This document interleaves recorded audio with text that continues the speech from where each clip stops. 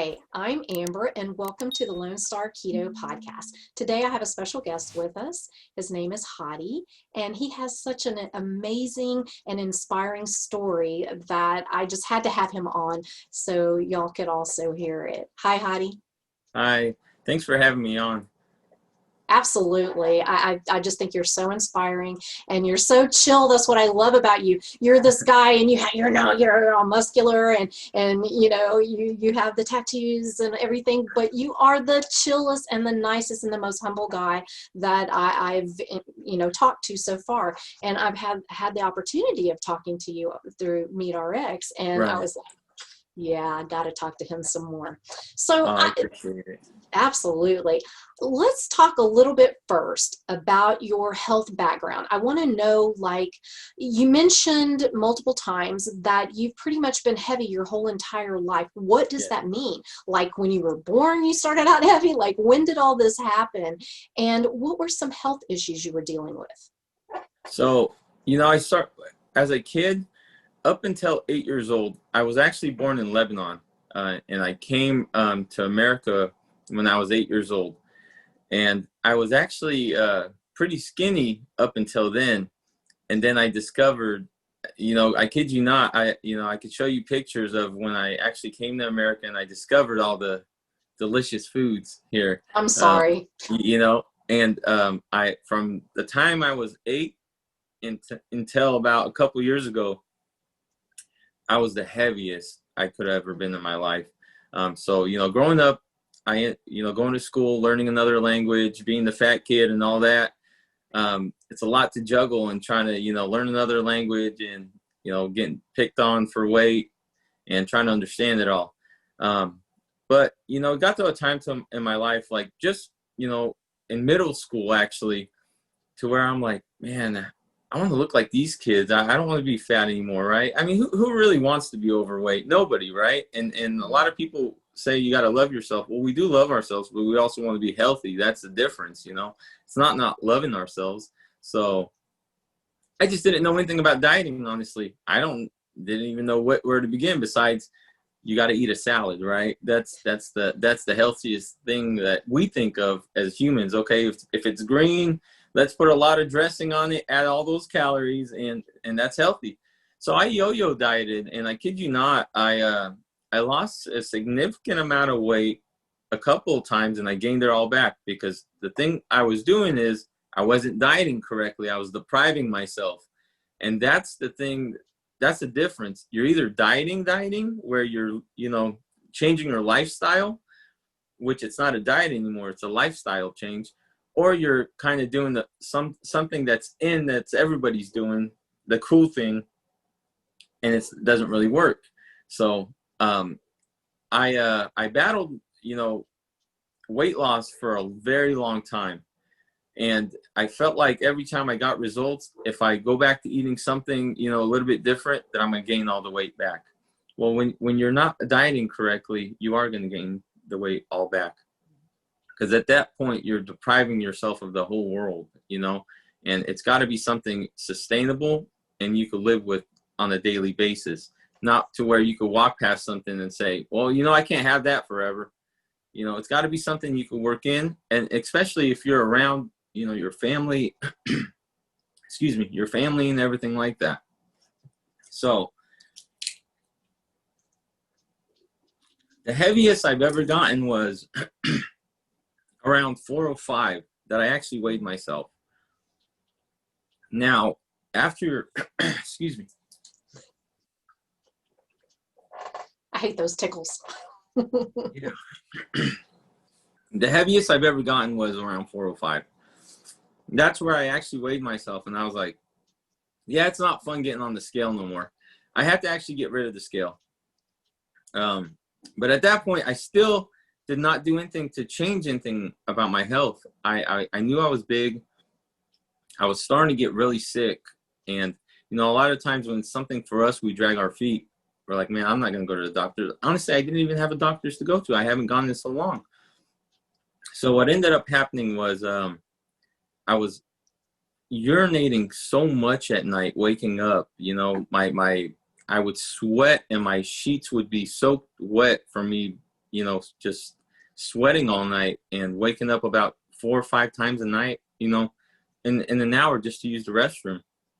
It got to a point where I'm like, you know, I can't have anything to drink before I sleep because I'm going to wake up and try, you know, use the restroom. My ex-wife at the time, I mean, everybody around me knew I was just going down the hole. She did me the biggest thing anybody could ever done is, she went behind my back and found me a doctor, filled out all my new paperwork for the doctor, and came back and said, hey, Monday, you got a doctor's appointment. At that point, I'm like, okay, well, I can't say no to her, right? You know, she already did that for me. I need to just figure out what's wrong with me. You know, you go in, you do your blood work and all that, and to come back, and they were checking my blood sugar. And I kid you not, it was around 500 and something, like 530. I don't know, you know, I heard about diabetes, but I don't know too much about it, honestly. So he was freaking out, you know, he's like, you should be in a diabetic coma. And I'm like, okay, you know, I'm sitting back thinking just, okay, you know, I'm receiving all this messages from him. You know, he's like, your liver's, you know, not doing too well. Your cholesterol levels all over the place. Your blood pressure, you know, and all that, just a list. And all I thought about was like, man, I'm not going to see my daughter go into the 1st grade, you know. I'm sitting there, this guy's telling me I'm dying, I should be in the coma. I knew I wasn't healthy, but I was like, what did I do to myself? So he prescribed me all these medications, you know, like a doctor should. Like, you know, you go in that unhealthy and you're not on any medication and you're barely functioning. I honestly sat in my car probably for a good hour just thinking about what the hell did I do to myself, you know. I went to the closest supplement shop near my house, not to buy any supplements or anything, because there's no magic pill. I walked in and I told the guy, you know, I said, look, man, I'm not looking for a magic pill. I can't eat salads for the rest of my life. I want to know what you're eating because you're obviously healthy. So, you know, he kind of gave me a bodybuilding diet. And again, any diet works if you follow it consistently, but it has to fit in with your lifestyle. You know, trying to weigh all the food and everything. I went and bought a scale to weigh my food, incorporating carbs with protein, with vegetables. Now, the difference between that is I'm not prepping to go on stage. I'll probably never go on stage to have a, you know, great body like that. I just wanted to get healthy. So it was, you know, mentally for me, it wasn't working because I'm like, man, I can't even take my daughter and my, you know, wife at the time out to dinner. I don't know how much this meal is going to weigh. Is it going to be over the portion that I need to eat? Am I going to gain some weight? You know what I mean? Because now that I'm seeing the little results, you instantly think if you eat a little bit more, okay, I'm going to gain some weight back, you know? So I was so lost at that time in my life. You know, this doctor's prescribing me medication. I haven't filled in the prescription. He thinks I have. You know, now I'm thinking to myself, I got to weigh my food for the rest of my life. So I'm sitting on my couch. I'm watching Netflix, just, you know, confused about the whole situation. And I come across a documentary called Bigger, Stronger, Faster. I'm a big wrestling fan, so I saw Hulkamania on the cover. And, you know, something that tied me into that, because you look at these guys in the film, Chris and Mark Bell, and you're like, these guys are powerlifters. You were just some overweight kid. You know, Mark Bell, when they were introducing him in it, they talked about how he had a learning disability in school. I struggled with the learning disability my whole life. You know, I feel like I never had one. I just got labeled to that because, you know, I was trying to catch up in school and learn a second language. So, of course, I was a little bit behind than everybody else. You know, I'm learning 2 languages, essentially. So it tied me to that. I'm like, man, look at this guy. He's moving like 500 pounds and he's jacked and he had a learning disability. No excuses, right? So I started researching these guys and I saw they were doing like a carnivore diet. Again, I didn't even know what that even meant. You know, what's a carnivore diet? And I started looking at their YouTube and Instagram, and I see these guys, all they're doing is just eating meat, throwing away the bread. So at that time in my life, I was still heavy, not taking prescriptions, and I'm in the hole essentially. And now I got to tell my family, you know what? I know red meat's bad for you, but I'm going to eat that instead, you know, instead of taking the medication. everybody's kind of like thinking, okay, you're just trying to kill yourself at that point, right? So I started doing that. I started doing crock pot meat, you know, just throwing meat in there, leaving it overnight, pack it up for work the next day, throwing maybe some eggs with it. And I kid you not, the weight started flying off me.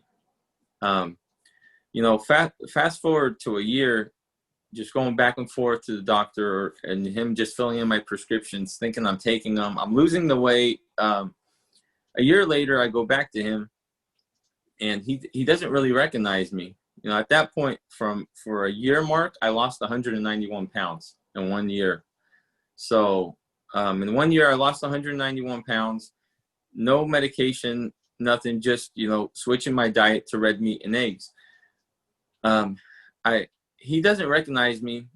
I had done my blood test because they want to see, you know, where you're at. And he thinks there was something wrong with the blood test. He sends me back to do it. So I have to come back 2 weeks later, and he's blown away again. And he's like, man, I don't know how you went from, you know, basically dying to being so healthy. You know, these blood tests, they don't even reconcile with the ones that you know you've had from the beginning. This shows that you're healthy like a teenager now, and that just blew my mind, you know. So I gave him the envelope of prescriptions he gave me because I never turned one in, and I told him, you know, I never turned in any one of these that you gave me. I just kept taking the stuff you were giving me, and all I did was just change my diet around, and that's what got my health on track. He was blown away. So initially, when you tell a doctor, hey, all I've been eating is red meat, that blows their mind as well, because, you know, we learned from a young age eating red meat isn't always the best for us. And in all honesty, it corrected my health for me. It's just sticking to that. Heck yeah. I hear this story all the time because I get to do the success stories for MeatRx. I hear this all the time, but yet that is not what is put out there. And so we have to leave it up to people like us to tell our stories. So Right. I'm certainly glad you've got yours out there now. Thank okay, you. I want to dig a little bit deeper here. Sure. When you went to the doctor and you heard those results of the test, and that was pretty major. I'm just going to tell you, I had a similar incident, and mine was not anywhere near as bad as yours, but I internalized everything, and I was very fearful of going to the doctor for one stupid reason, because I didn't want to be told that the reason I'm so unhealthy, because I knew I had issues, I knew it, but I was hiding it. I didn't want to be told that it was because I'm fat, because I thought everything revolved around my inability to control what I put in my face. And that was humiliating. It was embarrassing. Absolutely. It was scary. And so when I got that news, it was so horrifying to me. And I broke down in hysterical sobs. You are telling me because all this is happening because I'm fat, right? I'm just fat. That's what did you feel? Tell me everything that was going on in your head. What was it that traumatized you? Because I know it had to have. You know, the thing is, I always dreaded going to the doctor because, you know, they always told me, well, you're overweight. Okay, well, I look in the mirror. I know that. Okay, so give me some steps to take action to that, you know. We never walk out of the doctor's office with a meal plan. We never walk out of the doctor's office without a handful of prescriptions. How about we start with, you know, giving somebody a pamphlet saying, hey, this is how you get your life back on track. We're also new to these diets. So that's why I dreaded going to the doctor. You know, one thing is, let me say it for you, doctor, I'm overweight. I know, you know, so what's the next conversation after that? That's really, I hated going to the doctor just because of that. I know I'm overweight. Everybody in the waiting room knew I was overweight before I even walked back there. So clearly we all know that. So what's the next step here? Without giving me prescriptions. That's it for me. But yeah, when he first told me, you know, the diabetic thing, that's what really stands out to me still to this day. I knew there was diabetes. I just didn't really understand it. I just thought these people need to just take some insulin, correct their sugar level. That was it. But when he's telling me I should have been in a diabetic coma, that instantly, like, I could be looking at you right now. I didn't see nothing but except my daughter. That traumatized me. I said to myself, I'm never going to see this girl go into the first grade, you know? If I had not changed my life, I would have never met my son that I have right now as well, you know? I know there's a big age difference between them, but you know what? I just, that sticks to me till this day, that blood sugar thing, to where I look at my son and I'm like, I would have never met you, you know? Yeah. Yeah, I do. It's a very scary thing to be hit with that, and Oh, to yeah. have to accept it. And, you know, did you feel guilt? Did you feel like, Mm-hmm. you know, it's all your fault? You Yeah. just have no self-control. You're just, you know, this, you know, worthless person because you know, can't do what other people seem to be able to do. You know, I felt like I cheated my daughter the most. I brought this girl into this world and I didn't give her everything. Well, let me correct that. I gave her everything that she wanted, but I didn't give her myself what she needed.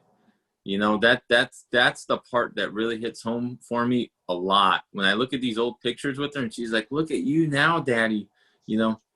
And it just, I felt like I was cheating her the most at the time. I was there for her. I've never missed an event in her life. I've never missed a game in her life. But was I really being there for her? No, because I didn't correct the only thing I should have corrected a very long time ago. So that always just that holds on to me, that sugar level thing. And it's always going to hang on to me forever, because I guarantee you there ain't one thing that's going to make me slip up ever again, you know, now that I even have a little boy running around. So Yeah, I can totally relate to that. And it's one of those things that, you know, I've apologized to my kids. I'm like, I'm so sorry. Number one, that you had to be seen with a mother who looked like that, because that was sure. embarrassing to me. And I could have just imagined what her friends thought, or my kids' friends thought. And not only that, but that, like you said, cheating them out. I was there for everything. Yeah, But was I really there? You that's know, what I'm saying. I, Yeah. I totally understand where you're coming from there. And Yeah. that is so hurtful. And, you know, people talk about, oh, you know, you need to figure out your why. And then I read something today about that's silly. Why doesn't matter. Yeah, it does. It does. Yes, it Yeah. does. You know, what's your purpose of getting up every morning? Why do you go to that Mhm. job every morning? You know, there's a reason why, you know, you do that. There is a why, definitely, you know. It's just until we stop making excuses for ourselves, that's when we figure out where everything balances in life. Yeah, that's Denial. it.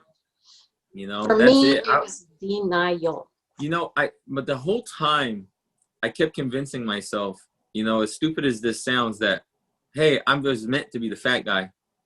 You know, this is me, Yeah. right? Everybody knows me as this big guy. That's always what I'm going to be. No, it was just me making excuses of taking control of my health, you know. So, you know, I'm blessed that I got that wake up call. You know, Yeah. luckily I changed it in time to where I didn't need any actual prescriptions. I just needed to figure out what I needed to eat, you know, and that was it, you know. It was definitely not salads. I was having steak, so Ugh, that's way salad. better. Yeah, so We're that's not way better than salad. rabbits. Yeah, we're not Exactly, rabbits. That's what I've exactly. always said. I've always hated salads because salads was diet, and that's Right, what everybody did. And I detested salads, and I still detest them. And you know, right, when you would have the salad with your meal, I'm like, yeah, just don't even bring the salad, because no, why? And they're like, you right. don't want a salad? I'm like, no, I don't. You know? It just, you know, for me it was just more calories to cram in, and for what, you know. Yeah. It, like now I look at it as, if I'm putting something in my body, it has to make sense to what I'm doing, you know. As you know, I power lift, so what goes into my body has to make sure I'm getting that weight up, you know, for something. So yeah, all these extra unnecessary calories, I really don't need them. And I don't honestly use them unless I'm trying to gain weight for a competition, you know. But even to where I'm adding in the extra calories, it's nothing off my plan. It's basically protein and fats. So I'm just having more of it, basically. That's awesome. Okay, let's rewind a little bit because like we talked earlier, I want to hit on some of the emotional kind of things that you went through, because you said you've been heavy most of your life. Yes. And you tried to look at it and make excuses, like you said, about, well, I'm just the big guy, you know, whatever. That's, I don't know if you know who Gormy is, but yeah, one of my great friends on here. Yeah, he just totally embraced that. Or, you know, I don't really know what his emotional was like, but he seemed to, you know, just, he has a million pictures of himself heavy, where it's hard to find ones of me heavy, I'll tell you, because when the camera came out, I left. Yep.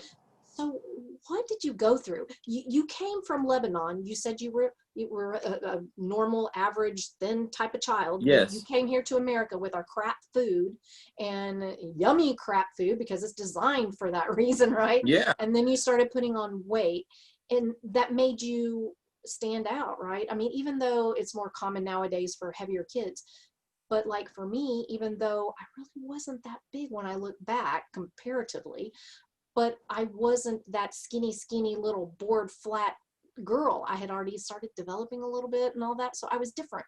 So it made me feel bad and hate my body, hate myself. And from a very young age, like 10 years old. What was it like for you? So, you know, coming here when I was 8, you know, I didn't know anything about America. You know, it was all new to me. But I could tell you one thing. I was like, whoa, I'm going to be living here. This is going to be awesome, right? Because it's definitely different than, you know, growing up in the Middle East. You know, I went to school the second day I was in this country. So, again, no English, nothing. But I saw they had basketball courts and they had everything like that, slides, something I wasn't used to going to school in the Middle East. I was like, I'm definitely going to like it here. I mean, it's a playground for me, you know. But then I discovered, you know, fast food, right?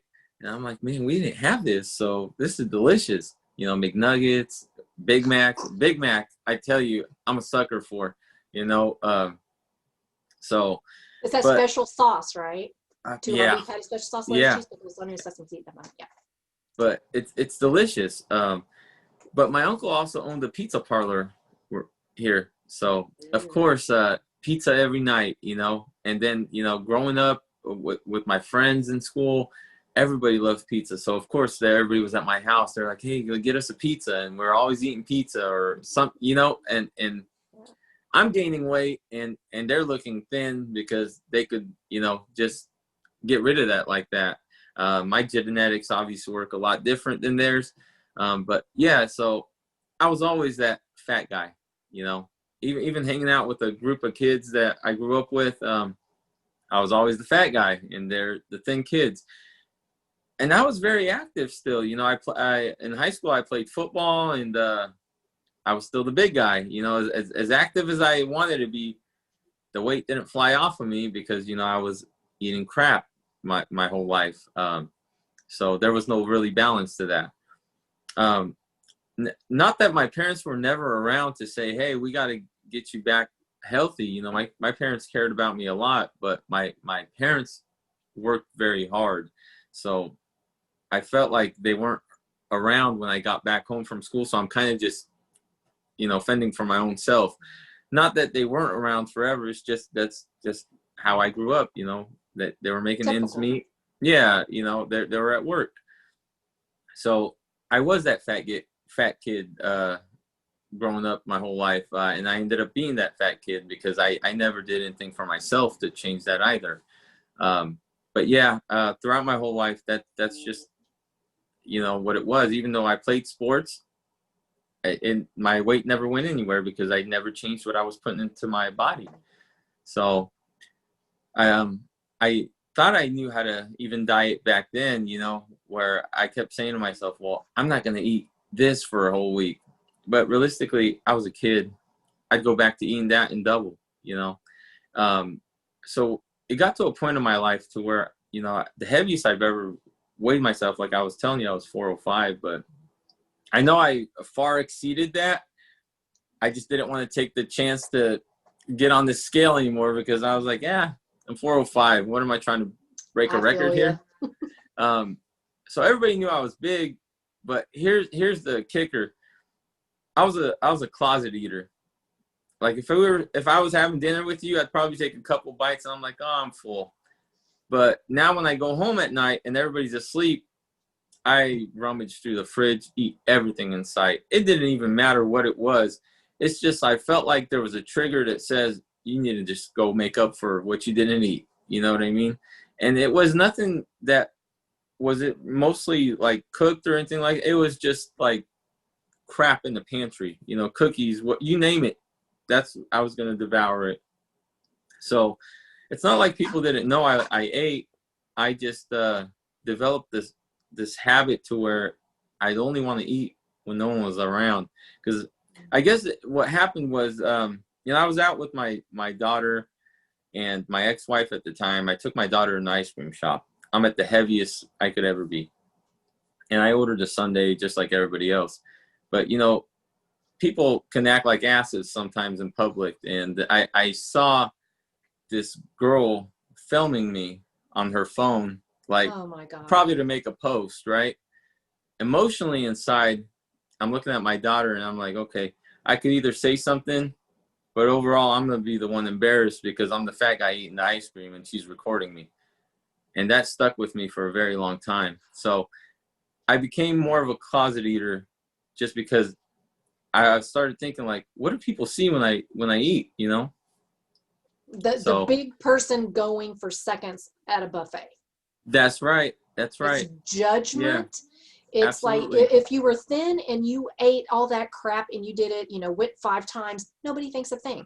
But the second you're overweight and you go back, God forbid, to get an olive or something for absolutely your salad, you're the fat person that just can't keep from shoving food in their face. It's a shame thing. The judgment. Absolutely. And that's really the honest truth is, you know, small things end up like sticking with you for a very long time. And then it's not like you end up correcting the actions. You only hurt yourself more by now.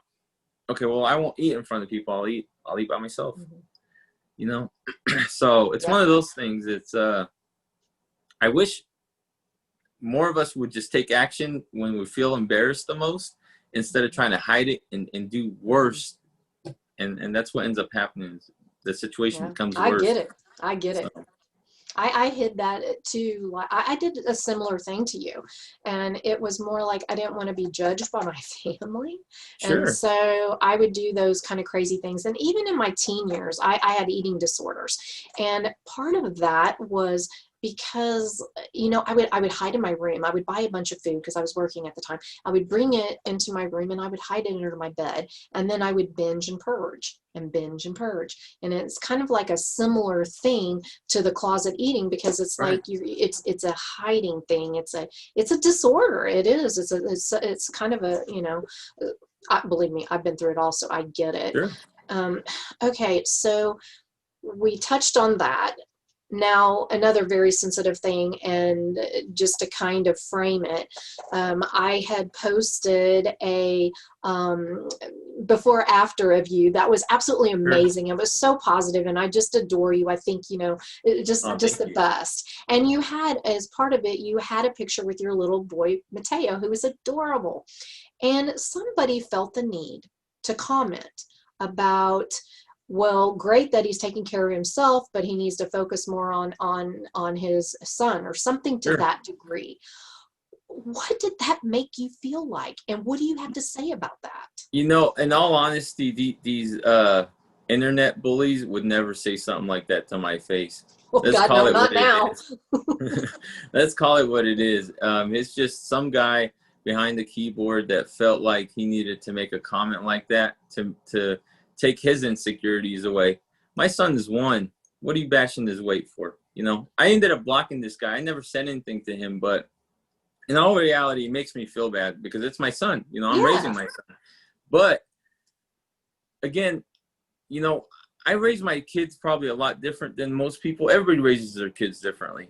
Just because, you know, my whole life I was overweight and I dieted wrong, I'm definitely not going to force any diet on my kids at an early age.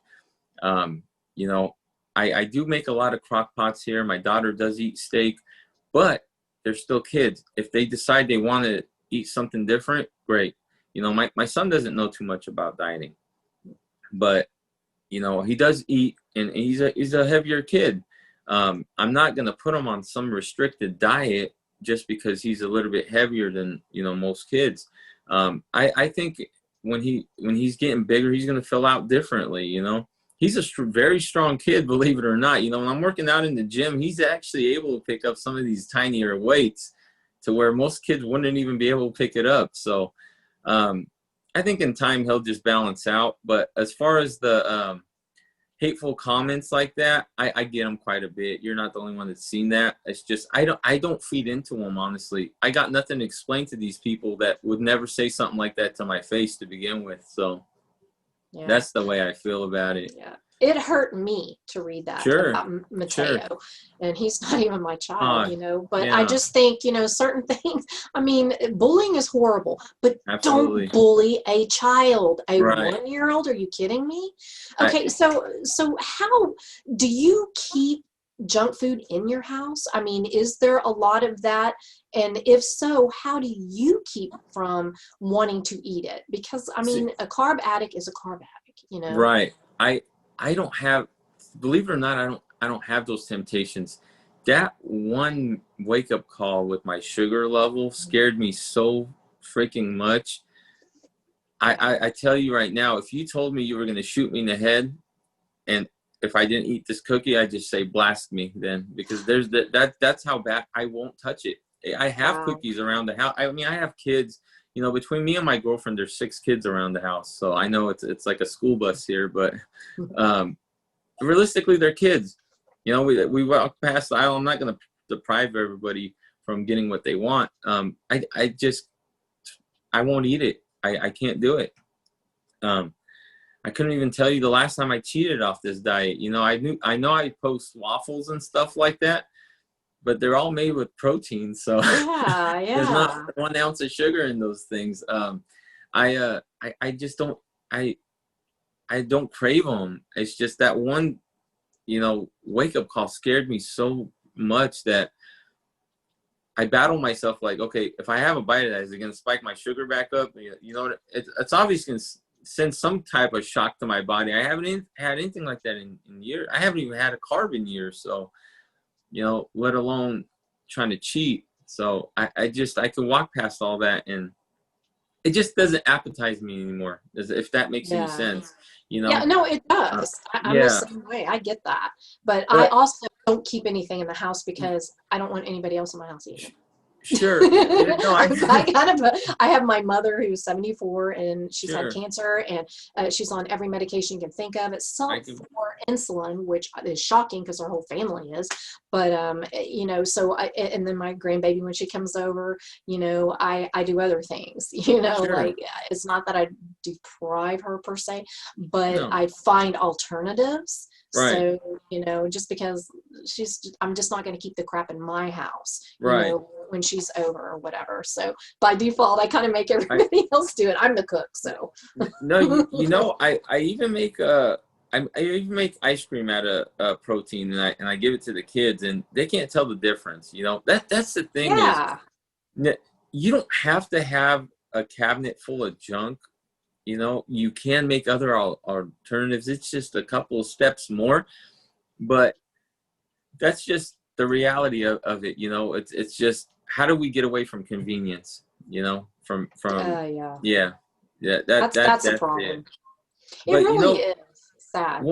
One thing I want to just throw out there is, you know, if you've ever, I mean, you eat clean just like I do. So a lot of times if you do go out to eat, and, you know, something isn't cooked the way that you're normally used to, or there's something added to it, man, it messes you up so bad that sometimes the next day you feel like you're groggy. You're like, man, what did I eat the night before? So, like, stuff like that really makes you look at these candies and say, there's no way I want to feel like crap the next day, because it's going to feel like a hangover, basically. You know what I mean? That's just... That's how my body feels. It tries to reject all that stuff right away. So I just feel all groggy, and I don't feel like myself. So that's why I stick to the clean eating. I do, like, on the road, you know, obviously we can't travel with our fridge on the road, but so I do find a lot of In-N-Out burgers, and, you know, and get patties like that. And I do find Wendy's, and, you know, just anywhere I could grab patties or hard-boiled eggs from the store, because now they have them pre-made and, you know, bags of 6. So, but that's honestly, I call those my cheat meals, because it's something different that I'm eating. So. Yeah, it makes sense. I get it. I totally do.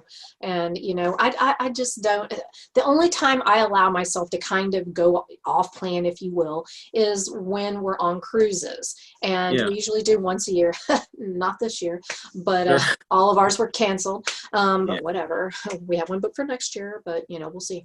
And I will allow certain things. I pre-plan it, and I know that it's not going to send me down a rabbit hole. I already know that, and I can, and you know, I'm not saying it doesn't make me feel bad, but not like some people describe. Okay, I'll just be real here. What I splurge on is alcohol. I'm just gonna say it. So I allow that, but, you know, but I eat, the last cruise I did, I was carnivore, so I ate carnivore. I didn't eat outside of carnivore, except for I did have one of the chocolate lava cakes and a few other desserts. I did do that, but mostly it was just alcohol. That's all I allowed. And the second I left the ship, bam, that was done. You're done. I was done. I'm good. I didn't crave anything else. I'm fine, you know, and I'm able to get right back to it. No big deal. But you know, not everybody can do that. That's it. Yeah, that's it right there. Is you have to be that person to say, hey, I'm done after this. Because a lot of people say I'm done after it, and then they go home and they're like, okay, well, I got a couple more days until the weekend's over, and then they're really not done anymore. Yeah. You know, being overweight is another thing to where you battle, almost like alcohol or anything like that. There's always relapses to where, you know, it triggers something, and you want more. You want more, and once you get that one bite in, if you're cheating, and you're like, well, I already cheated, I blew it. Well. let me go ahead and just make it a crappy day. Well, in all reality, okay, have that one cheat bite, whatever you want to, but your next meal, just continue doing whatever you were doing. Why do you have so why do you have to destroy yourself just because, okay, you had one bite, great, you got it out of your system, just go back to what you were doing. And that's all it is. Yeah, we all slip up. I mean, I don't care how great you are. At some point, okay, I get there's a big difference. Like, I don't have an issue to where if I ate one bite of food, I'm going to have this gosh awful reaction. I don't have those mental illnesses kind of issues. I don't have the severe autoimmune issues. I don't have that. So I'm in a little bit of a different boat. There are some people who absolutely cannot do that. But like you and I, you know, if you want to, I hate the word cheat, but you know, and we know to get right straight back to it. Yeah. And it's not a big deal. And so what, you know, like Dr. Sivas always says, you're either moving forward or you're moving backward. There is no such thing as maintenance. And sometimes you do go backwards, but okay, but let's stop that, figure out what we're doing, and then move forward again. And it's all fine, because it's ever evolving. There's not an end point. There's not, you know, happiness and health has no end point. No. You're always evolving. You're always changing. You're always adjusting. And things happen. You do things. You're human. Just like you said, bam, just know get right back on it, and it's fine, you know. Exactly. Unless you fit in that weird category where you honestly just can't. But there's very few people who are that extreme, you know. Right. Thank goodness I'm not. That would be, I don't know, maybe that would be good, because then you definitely wouldn't want to do that. Sure. Yeah. Okay, so I have some personal questions. Let me just make sure we're not running out. Okay. All right, here we go. Your tattoos. Yes. You know, when I look at the pictures, for some reason, I'm kind of fascinated by tattoos. I don't have any, but I'm always curious. I always look and I'm like, I wonder why they got that. What is the meaning? Why did they decide that? What made them do that? And, you know, the story behind it. So just kind of tell me a little bit about your tattoos, just for my information. So, you know, even at a younger age, I was very quiet. You know, I basically stuck to myself a lot of the times, unless somebody was nudging me saying, hey, talk to me, right? So I was very fascinated in art. I love art. So a lot of my times when I was younger, I would just scribble on stuff, or, you know, try to draw, or I'm looking through some art book. Even when we went to school and we'd go to the library that day, that was the main thing I would look for, is some type of art book. I'm very big into Japanese art. I love Japanese art. So my whole left side, literally from the arm to my leg, is all Japanese art. My right side, I kept it black and gray, and it has actually my daughter's feet print, a tattoo of, you know, that I have just like my mother. Her and I got matching ones. And on this side, I have my son's feet print. So it's very my family on one side, and my other side is just something I really love also, is Japanese art. That's very cool. But, do you have them all over, like, or just so, mainly you kind of mentioned you kind of went down one side? I have only one side here that isn't filled all the way. My whole back is completely done. Whoa. My stomach is done, and one pec, and just the top is done. So I have just a couple areas over here not done, but Wow. I'm almost covered. Wow. Okay, what hurt the most? Which area? I'd love to say all of them, because they do, but realistically, my lower back, like getting to my sides, that was brutal. Oh, wow. All right. Okay, so we talked about your diet and all that kind of thing, but I want to talk a little bit more about when you started carnivore, and Yes. what that made you feel like, and how that changed you. And it obviously gave you some confidence. And, Sure. and get into how you met the Bell brothers and Yeah. powerlifting. Do that kind of whole thing. So like I said, you know, at first I walked into a supplement shop, and this bodybuilder put me on the bodybuilding diet. So at the time I was incorporating carbs, proteins, and vegetables, weighing everything. And I'm like, man, you know, I'm getting some results, but I have to weigh my food my whole life. So I'm lost, you know, watching Netflix on the couch, and I came across a documentary, Bigger, Stronger, Faster, that Chris Bell created. And after I looked them up, I'm like, man, these guys are power lifters, you know.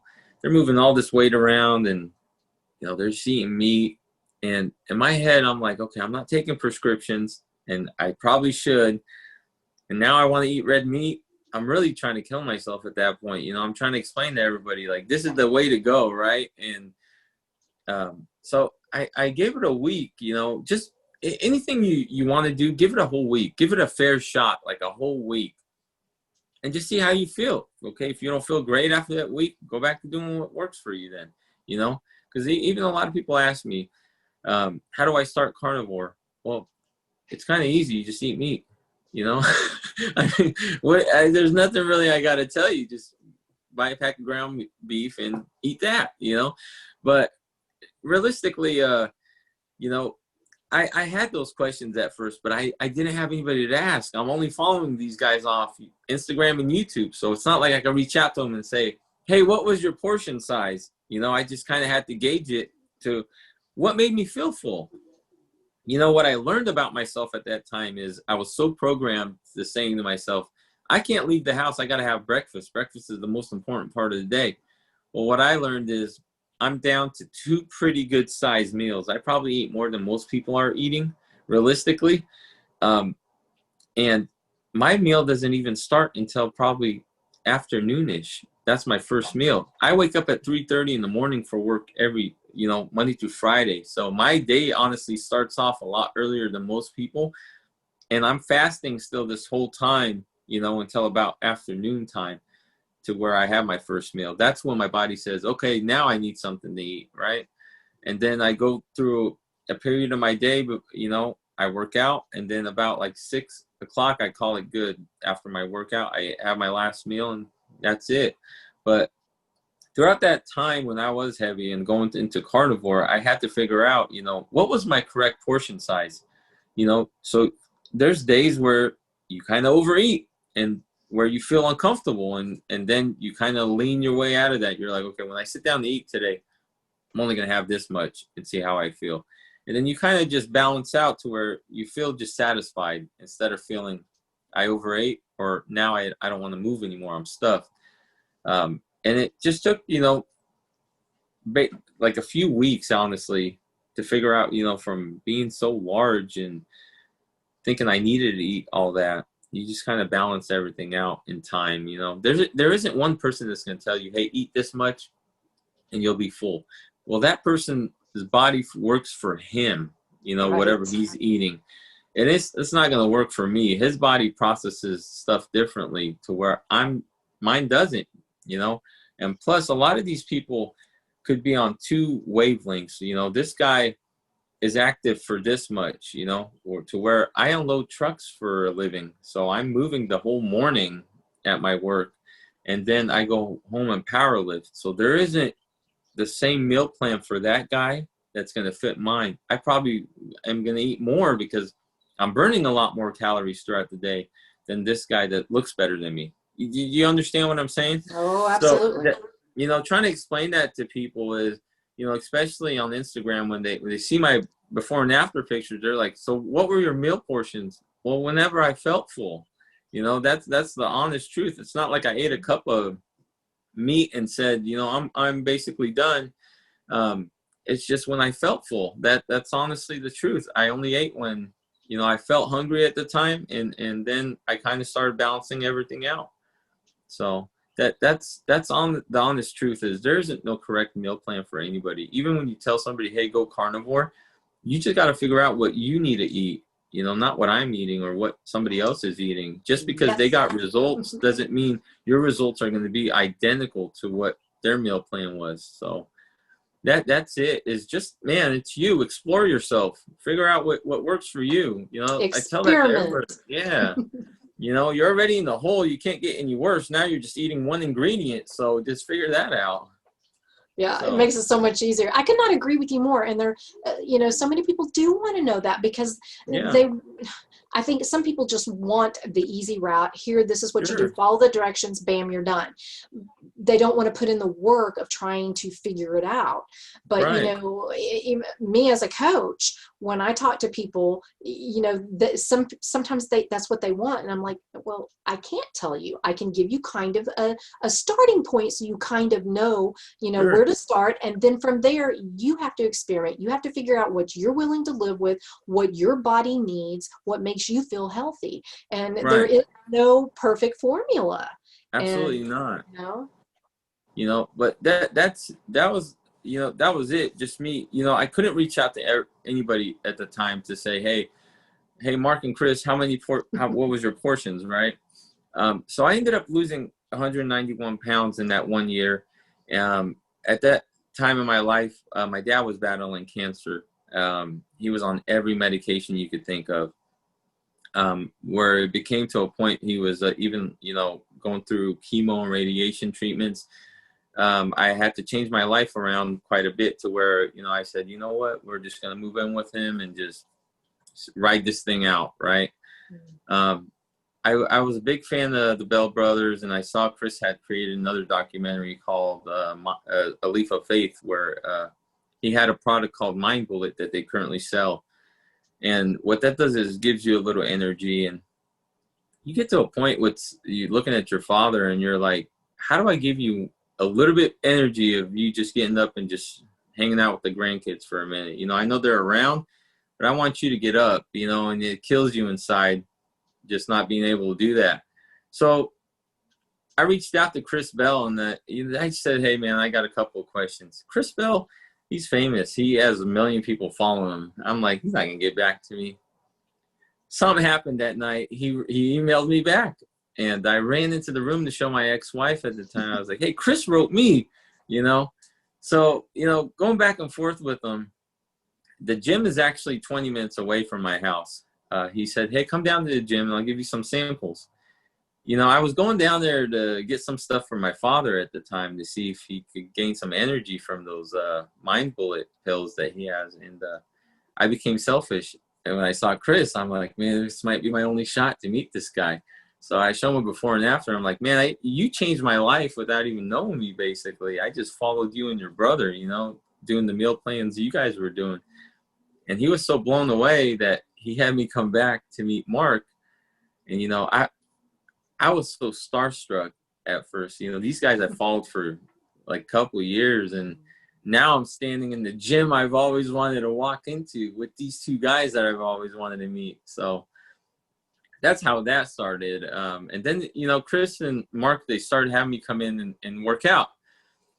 Well, I've never worked out really in my life besides looking at a couple of YouTube things and trying to replicate them at a 24-hour fitness that I've started going to, you know. It's a different world in a powerlifting facility, especially at super training. Going to that facility is definitely a different world. It's not like anything you'd ever see at a normal gym, basically.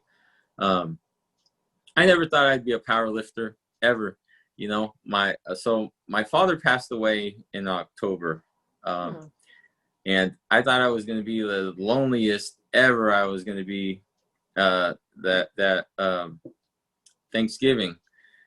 The gym manager, Smokey, you know, everybody was still new, learning about me just like I was learning about them. You know, it's people that I used to watch on Instagram. Now I'm standing next to them.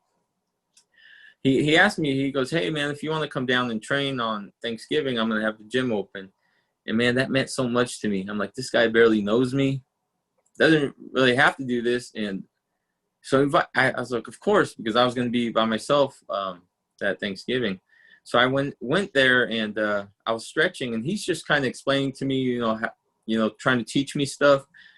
And he said, "Hey, have you ever thought about joining a competition?" And I said, "No, man." I said, "I can't do nothing like that. You know, I'm still learning all this." And he said, "Well, I'm going to sign you up for one." I thought he was joking. You know, that next week, he wasn't joking. He signed me up for one. So, and that's how that started is he invested in me, you know, the gym manager, Smokey, and him and Chris, Mark, I mean, those guys and the whole powerlifting team there just gravitated towards me. And I owe those guys so much, man. So much of their time was invested in showing me how to do all this stuff. And I actually competed in my first powerlift meet in just this last March. And next month in October, I have a second powerlift meet that I'll be competing in. So wherever I thought my journey was going to end, you know, after the weight loss was definitely not it, because as soon as you hit that, you're like, well, okay, that wasn't really my goal. What is my real goal? And then you end up finding a new path that you want to walk across and learn more stuff. So when you lose all that weight, okay, and then what? Because you're going to end up doing something different, you know. Yes. Not everybody's going to take up powerlifting, obviously, but there's going to be some type of journey that you're going to follow to just make yourself that much better. So Absolutely. Where do you think that confidence came from? A lot of people think that, okay, I lost weight. Oh, I feel just so awesome about myself, Sure. and I have this confidence. And yes, to a degree, yes. But when I talk to people, it seems like the ones, you know, whether they're keto or carnivore, where they have very balanced hormones and their moods are stable and all that, all of a sudden, this other part of them kind of comes out. And it happened with me, and I didn't really even realize it till a friend pointed it out to me, and I'm like, oh, so do you think there's something to that? Absolutely. You start discovering yourself. You know, that's the main thing, is we're hiding ourselves this whole time, but we're not letting ourselves be discovered by anybody else. So a lot of people say, man, it's a weight lifted off my shoulders. Well, we honestly lifted a bunch of weight off ourselves. And then when you first even do that, you're like so timid, because you think you're still that same person, which you are. But in all reality, you start kind of coming out alone by yourself, you know. I think if you go back to my Instagram and you pass up like my journey that I'm posting now, and you go back and you're like, whoa, man, all you posted was pictures of you being fat before. Well, I never really posted about me dieting, because I just didn't want to be judged like, okay, look, he's going to try to eat a salad now, right? Because I felt like I was going to be judged. So what I'm saying is, I was so timid about anybody knowing anything about me at first. You know, even my account was private at first. And I only had a handful of people that I knew in real life only, you know, that I didn't want anybody knowing anything because I didn't want anybody to judge me. Well, now, go ahead, judge me. I really don't care. So it just kind of comes out on its own, you know. For me, I was, you know, even going into Mark Bell's gym, I was so timid and still shy, where I am shy a lot of the times, you know, but when I'm in the zone, I'm just a different person. That's me. I'm in my element. Let me do my thing. I don't care who's watching me or judging me at that point. So, yeah, I definitely had to tell myself, okay, if this person is judging me, so what? I'm still living a better life than I was, you know, a couple years ago. So. Yeah, and I think the more you go along and the more things you experience and the more learned you become, whether it's through fitness and diet, whatever it is, you kind of, you know, start getting a little bit more confidence that way too, to where, you know, you feel confident in saying, no, that's not really true. You don't really need breakfast. I mean, maybe, you know, maybe do this, you know, and that's okay if you do. If you don't, that's fine too. You just have more of a confidence in that way. And then you put yourself out there more, like what you're saying. Because I know for me, I spent 40 years hiding from a camera. I didn't want to be in front of a camera. And now look, I have my own podcast and I'm like up in the camera and it's huge. And so for you to be able to do that, you know, that's a huge thing. Okay, absolutely. So a question. You mentioned the competition, but you didn't say how it came out. Oh, my first competition, I went in, so I was so new to it, you know. I was so nervous at first. You know, that whole month, honestly, I kept telling my gym partners, I was like, man, I got all these knots in my stomach. And they're like, yeah, just don't worry about it. You're just going to go up there, do the first lift, and it all goes away, right? So I went out there, and the guy that was going to be handling all my stuff, you know, telling the judge, you know, what to put on for me, I said, Austin, I don't want to know what's on the bar. Here's what I kind of want to hit. You make that call for me. And I just want to go out there and lift. So overall, you know, I had a great night. Just a week before that, I had missed deadlifting 400 pounds. I completely failed it at the gym. So my last lift of the night, I'm thinking it's only 368 pounds. They actually put on 403 pounds. That's what it came up to on the deadlift. And I just destroyed it. I'm thinking in my head, I'm lifting 368 pounds, somewhere around there, and it just flew up the last lift of the night. So, wow. One of the coolest things, man, I appreciate Chris so much because he's just been nothing but like a great friend to me. He had made me a little story, and it's actually posted on my Instagram. If you go to my videos, those 1-minute videos of just a little trailer thing of the last part of the night, where with Austin talking to me, you know, trying to calm me down to go out there for that last lift. And I mean, it takes a lot of mental to go into something like that. You know, a lot of people have that physical strength, but if that mental part isn't balanced, that physical strength isn't going to really be there, honestly. Just for me, you know, I had a great team around me. I can't ask for anything better. I'm, you know, going to one of the best gyms in the world. So I had a lot of support, and these guys really, really helped me mentally also to get prepped for this. The mental is huge. It's a huge part. If you don't have the mental, you're not going to have anything else. No, it's just not. Well, that's awesome.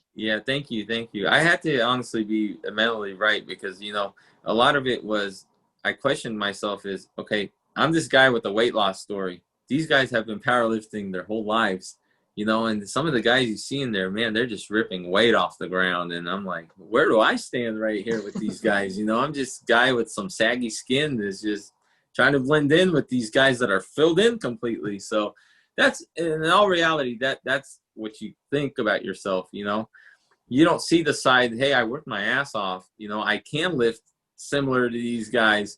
You just see yourself differently because that's what you see in the mirror, you know, Yeah. the saggy skin. Like, so if you look at my thighs, you know, I have saggy skin. If you look at these guys, they're filled in with muscle. So you just kind of look at yourself that way. I'm just the guy with the weight loss story. These guys actually been doing it their whole life. So that's the mental side. You just got to tell your brain, hey, turn off for a minute and just focus. You're about to go in there and destroy it. So. And it sounds like you did. Yeah, So, thank you. yay. Woo. Well, I hope you get to do the competition next month with this I know. craziness going out. But I know. You know, a lot of it was just adjusting to me because, you know, they gave us a taste of that gym for a couple of weeks and then they were like, we're going to close everything back down. For me, I had to, I literally, you know, I kid you not, I posted on my story, I traded my living room for a gym. You know, my gym is a powerlifting facility. I have a deadlift platform, a bench, and a squat rack in my living room. I mean, to be honest, got to do what you got to do. During this time, who's really visiting who? Seriously, everybody's locked down. So my friends that I've grown to learn about, and they learned about me from this powerlifting facility, come train at my house now.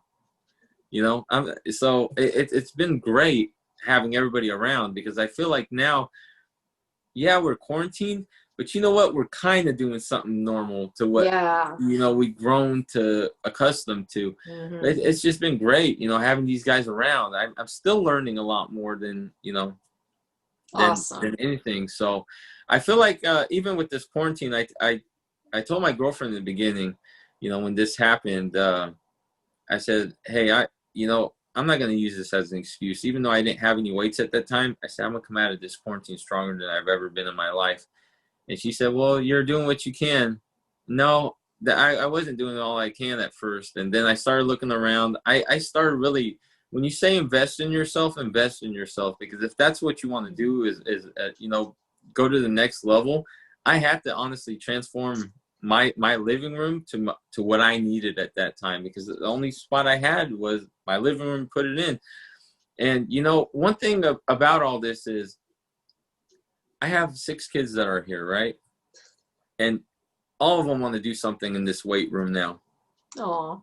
So I cannot say that it was a bad trade for me, because now when I'm in here, they're all paying attention and they all want to feel what that weight feels like. Now you're an example.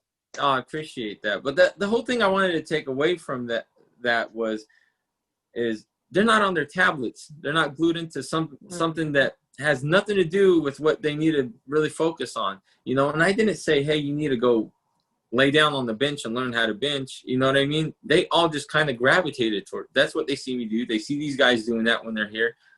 Now they want to learn. You know, my son, he's 1, and I think he's the most excited about that. He always wants to grab some type of weight when he's in there. And that, you know, just let him. I've seen pictures. It's adorable. So, and that's it. I think overall, you know, we could have either used this quarantine as an excuse and said, hey, it kind of set me back a little. I'm not saying everybody has to have a gym at their house, because right now they're all tripled in price to buy. But there's other stuff we could all do. You know what I mean? There's no excuse that we need to set our health back just because the world's locked down. I don't want to take a step back. Absolutely agree. I know, like when it first happened, after a little bit, it just got a little bit old, and it kind of depressed me, and it kind of made me this blah, and I lost all motivation. And then I was like, you know what? Why am I not using this to my advantage? I'm not keeping I wasn't keeping my grandbaby during the day because my daughter was, you know, home too. She's a teacher. And so I just started putting everything into my platform and what I wanted to do. And then I did my own podcast. And I worked on my website, and I did these things to kind of build it up. And so you're absolutely right. You know, you got to take what you've got and work with it and move forward. Don't stay here or move back. It's just, it doesn't do you any good. I mean, once you get out of the funk, everybody deserves to be in a funk for a little bit, because it is a very crazy situation. So that's all good. But then pull yourself up out of that and get with it, you know? Absolutely. You know, I went from being the strongest I've ever been in my life to the world shutting down the very next day after my competition. So that was a real wake up. I'm thinking to myself, okay, I was just the strongest I've ever been. I've destroyed every number I wanted to. What do I do now? You know, I'm used to going to the gym the next day, and I had to really dig deep and look at everything around me and say, you know, it really isn't all that bad. I'm honestly quarantined with people I love, so I can't have really a bad day every day, you know. So it's just because I was used to something every day and that got taken away. Well, I had to figure out stuff for, you know, around me. Believe it or not, my neighbors probably thought I was crazy. I was tying bands to stuff around the walls out here just to stay in shape. And they're probably looking at me like, what the hell is this guy doing outside, you know? But it is what it is, you know? They probably thought I was crazy out there, but I just, like, mentally, that's what I wanted to do that day. I felt like I was getting something out of it, so.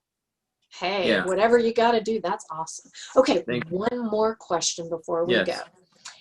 I want to hear some advice that you have to give, whether it's just, you know, about the carnivore diet, about fitness, or just life in general. What advice would you give somebody if you were to just randomly talk to somebody? Just, you know, if there's a passion inside you, you want to do something, do it. Don't wait until somebody else says, hey, yeah, that does sound good. If it sounds good to you, do it, you know? I always go back to, like, the carnivore diet thing, because at first everybody was like, man, you're dying. Why would you do something like that? Well, I didn't need anybody's approval to fix my health. I obviously fixed it with everybody against the diet I was doing. So if there's something you're passionate about and you think it's going to help you move forward to whatever it is in life, health or whatever, do it. Do it. And those people that told you, even the closest people to you that told you, yeah, that doesn't sound like a good idea, we'll look back and say, you know what? I guess you were right. I love it. That's perfect. Perfect ending. Thank you so much for coming on the podcast, Hadi. I've enjoyed it. I think you are so inspirational, and I just think you're awesome. So y'all subscribe and follow Hadi. I will have all his information below, and good luck next month. And I hope that competition happens. And I will add a update to this if he happens to be able to do the competition. So awesome. Thank you. Bye, Hadi. Bye.